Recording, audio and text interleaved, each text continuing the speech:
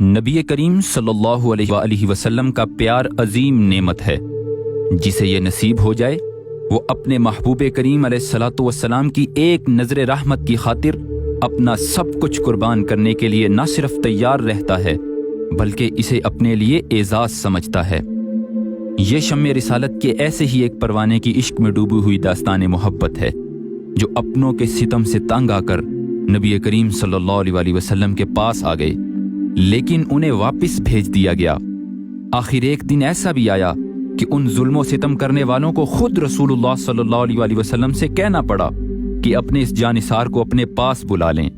آخر ایسا کیا ہوا کہ رسول اللہ صلی اللہ علیہ وآلہ وسلم کو انہیں واپس بھیجنا پڑا اور پھر ظالموں کو خود آ کر کے کہنا پڑا کہ یا رسول اللہ اپنے اس جانثار کو واپس بلا لیں۔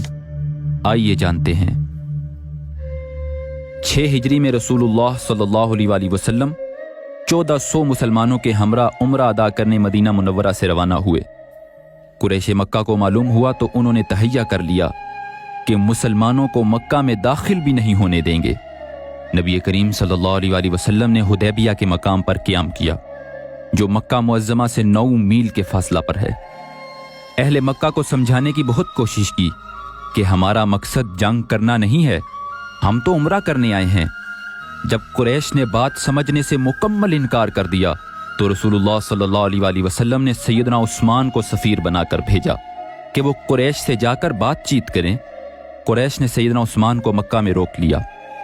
ادھر مسلمانوں میں یہ مشہور ہو گیا کہ سیدنا عثمان کو شہید کر دیا گیا ہے۔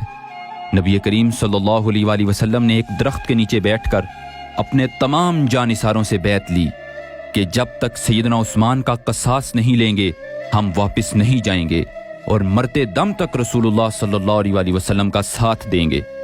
اس بیعت کو بیعت الرضوان کہتے ہیں اور قرآن کریم کی سورۃ الفتح میں اس واقعے کا ذکر موجود ہے۔ آخر کار مسلمانوں اور کفار کے درمیان ایک معاہدہ ہوا جسے صلح حدیبیہ کہا جاتا ہے۔ صلح حدیبیہ کے اس معاہدے میں ایک شک یہ بھی تھی کہ اگر مکہ والوں کا کوئی آدمی مسلمان ہو کر مدینہ پہنچ گیا تو مسلمان اسے واپس لوٹا دیں گے، لیکن اگر مسلمانوں کا کوئی آدمی غلطی سے بھی مکہ چلا گیا تو وہ واپس نہیں کیا جائے گا۔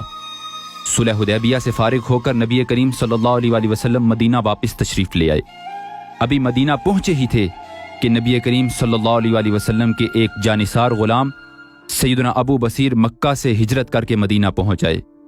آپ لمبے عرصے سے مکہ میں قید تھے اور نبی کریم صلی اللہ علیہ وآلہ وسلم سے محبت اور آپ پر ایمان لانے کی پاداش میں ان کے باپ اور بھائیوں نے بیڑیاں ڈال کر انہیں قید کیا ہوا تھا۔ آپ کسی طریقے سے قید سے بھاگ نکلے اور اپنے محبوب کے شہر مدینہ منورہ کی جانب چل پڑے۔ سواری پاس نہیں تھی، کبھی کسی اونٹ والے تو کبھی کسی گھوڑے والے کے ساتھ کچھ دیر بیٹھ جاتے۔ جب کچھ نہیں ملتا تو سخت گرمی میں پیدل سفر کرتے کہ کسی طریقے سے اپنے محبوب کے پاس پہنچ جاؤں۔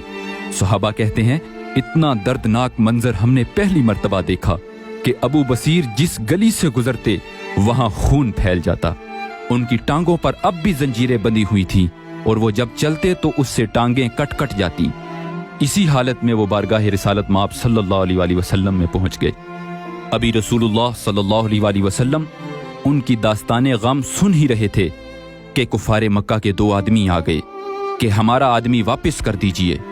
نبی رحمت صلی اللہ علیہ وآلہ وسلم نے سیدنا ابو بصیر کی جانب دیکھا اور آپ کی مقدس آنکھیں آنسوؤں سے بھر گئیں اور ابو بصیر رضی اللہ تعالیٰ عنہ سے فرمایا تم واپس چلے جاؤ، ہمیں تمہاری تکلیف نظر آ رہی ہے لیکن تم جانتے ہو کہ ہم نے کفار سے معاہدہ کر لیا ہے اور ہم کبھی وعدہ خلافی نہیں کرتے، تم جاؤ، اللہ تمہاری رہائی کا کوئی سبب بنا دے گا۔ صحابہ فرماتے ہیں کہ یوں محسوس ہوتا تھا کہ مدینہ میں سوگ کا منظر ہے۔ ابو بصیر جا تو رہے تھے لیکن آنکھوں میں آنسو تھے اور پلٹ پلٹ کر آپ مدینہ کی جانب دیکھتے تھے۔ انہیں یہ غم نہیں تھا کہ نبی کریم صلی اللہ علیہ وآلہ وسلم نے انہیں پناہ نہیں دی، بلکہ آپ کے ایمان میں تو مزید اضافہ ہوا تھا کہ جس نبی کا کلمہ پڑا ہے وہ اپنی بات کے پکے اور وعدے کے سچے ہیں۔ انہیں تو یہ غم تھا کہ پھر سے محبوب کی جدائی برداشت کرنی پڑے گی، لیکن محبوب کا ہی حکم تھا، اسی لیے وہ ان دونوں کافروں کے ساتھ واپس چل دیے۔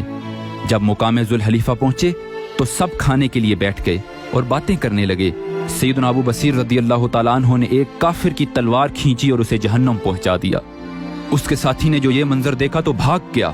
سیدنا ابو بصیر مدینہ اب واپس نہیں جا سکتے تھے کیونکہ محبوب کا حکم تھا، لہٰذا آپ ساحل سمندر کے قریب مقام عیس میں جا کر ٹھہر گئے اور انتظار کرنے لگے کہ کب دوبارہ نبی کریم علیہ الصلوۃ والسلام بلاوا بھیجیں۔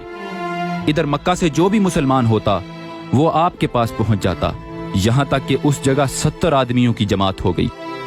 اب کفار قریش کے تجارتی قافلوں کا یہی رستہ تھا، جو بھی قافلہ یہاں سے گزرتا یہ لوگ اسے روک لیتے اور سارا مال چھین کر آپس میں بانٹ لیتے، یہاں تک کہ کفار قریش کے ناک میں دم کر دیا۔ بالآخر کفار قریش رسول اللہ صلی اللہ علیہ وسلم کی خدمت میں حاضر ہوئے اور ہاتھ جوڑ کر کہنے لگے کہ ہم اپنی یہ شرط واپس لیتے ہیں، آپ اپنے لوگوں کو ساحل سمندر سے بلا لیجئے اور ہماری طرف سے اجازت ہے کہ جو مسلمان بھی مکہ سے بھاگ کر مدینہ جائے آپ اس کو مدینہ میں ہی ٹھہرا لیجئے، ہمیں اس پر کوئی اعتراض نہ ہوگا۔ سیدنا ابو بصیر رضی اللہ تعالیٰ عنہ فرماتے ہیں کہ میں دن بھر کھیتی باڑی کرتا اور شام کو مدینہ کی جانب منہ کر کے دیکھتا رہتا، شاید آج بلاوا آ جائے۔ اور پھر جب وہ وقت آ گیا اور نبی کریم صلی اللہ علیہ وسلم نے سیدنا ابو بصیر رضی اللہ تعالیٰ عنہ کے پاس خط بھیجا کہ تم اپنے ساتھیوں سمیت مدینہ آ جاؤ، تو آپ بیمار پڑ چکے تھے۔ جب صحابہ نبی کریم علیہ الصلوۃ والسلام کا پیغام لے کر پہنچے تو آپ نزع کی حالت میں تھے اور آپ میں اٹھنے کی سکت نہیں تھی، لیکن اس مقدس خط کو انہوں نے اپنے ہاتھ میں تھام لیا، چوم کر کبھی سر پر رکھتے اور کبھی آنکھوں پر لگاتے، کلمہ پڑھتے جاتے اور اپنے نصیب پر ناز کرتے جاتے کہ مجھے مدینہ سے میرے محبوب کا بلاوا آیا ہے۔ آنکھوں سے آنسو جاری تھے اور محبوب کا مقدس خط آنکھوں پر رکھا تھا۔ اسی حالت میں ان کی روح پرواز کر گئی اور نبی کریم صلی اللہ علیہ وسلم کا یہ دیوانہ جسم کی قید سے آزاد ہو کر ہمیشہ کے لیے اپنے محبوب کے قدموں سے وابستہ ہو گیا۔ جو بھی اللہ کے حبیب سے پیار کرنے والے ہیں ان سے اللہ بھی محبت کرتا ہے اور اس کے حبیب بھی محبت کرتے ہیں، اور اسی محبت کے ساتھ دنیا و آخرت کی کامیابیاں وابستہ ہیں۔ اللہ سبحانہ و تعالی ہمیں اپنے حبیب کریم صلی اللہ علیہ وسلم کے صدقہ سے ہم سب کے دلوں میں محبت رسول صلی اللہ علیہ وسلم کی شمع روشن فرمائے، اور آپ صلی اللہ علیہ وسلم کے اہل بیت، صحابہ کرام اور اولیاء و صالحین کی محبت نصیب فرمائے، آمین۔ وصلی اللہ علی سیدنا محمد وآلہ وصحبہ اجمعین۔